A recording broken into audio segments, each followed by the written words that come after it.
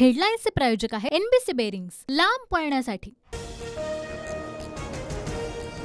महाराष्ट्र काँग्रेसला मोठा खिंडार। अशोक चव्हाण यांचा पक्ष सदस्यत्वाचा राजीनामा। आमदारकी सुद्धा सोडली। 15 फेब्रुवारीला चव्हाण भाजपमध्ये प्रवेश करण्याची शक्यता। भाजपमध्ये जाण्याचा अद्याप निर्णय नाही। 2 दिवसात भूमिका जाहीर करणार। राजीनाम्यानंतर अशोक चव्हाणांची प्रतिक्रिया। तर अन्य पर्याय पाहिले पाहिजेत म्हणून काँग्रेस सदस्यत्वाचा राजीनामा चव्हाणांकडून स्पष्ट। 15 फेब्रुवारीला अमित शहा महाराष्ट्राच्या दौऱ्यावर। शहांच्या दौऱ्यावेळी अशोक चव्हाण भाजपमध्ये प्रवेश करण्याची शक्यता। शहांच्या दौऱ्यात मोठे पक्ष प्रवेश होणार अशी माहिती।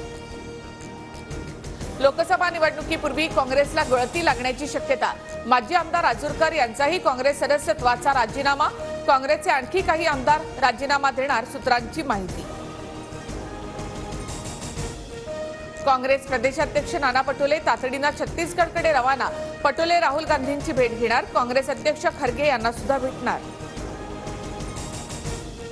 अशोक चव्हाणांच्या राजीनाम्यानंतर काँग्रेसमध्ये हालचालींना वेग। पृथ्वीराज चव्हाण, बाळासाहेब थोरात यांचा काँग्रेस आमदारांसोबत संपर्क सुरू। डॅमेज कंट्रोलसाठी प्रयत्न। 14 फेब्रुवारीला मुंबईमध्ये बैठक।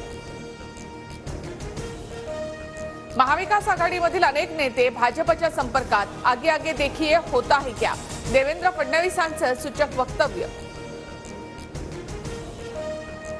भाजपची विचारधारा स्वीकारण्याचं स्वागत। चंद्रशेखर बावनकुळेंची प्रतिक्रिया।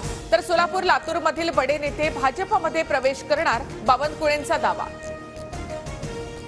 लवकरच काँग्रेस व्याप्त भाजप होणार। भविष्यात भाजपचा अध्यक्षही काँग्रेसचा असेल। उद्धव ठाकरे यांचा हल्लाबोल। धनगर आरक्षणासंदर्भातील सुनावणी संपली। 16 फेब्रुवारीला हायकोर्टात निकाल। राज्यामध्ये धनगर अस्तित्वात नसून धनगर आहेत, त्यांना एसटीच्या सवलती मिळण्याची प्रमुख मागणी।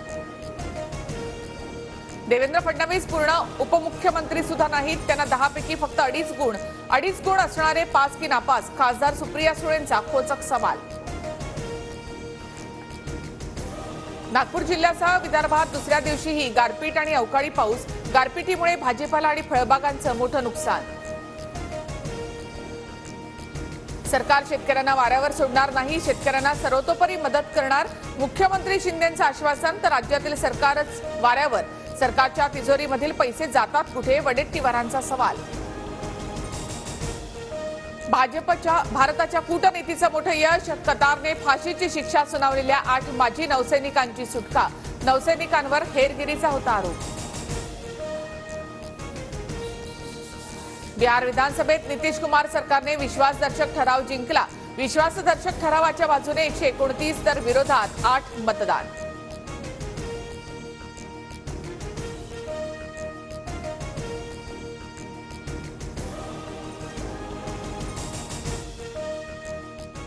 हेडलाईन्सचे प्रायोजक आहे एनबीसी बेरिंग्स, लांब पळण्यासाठी।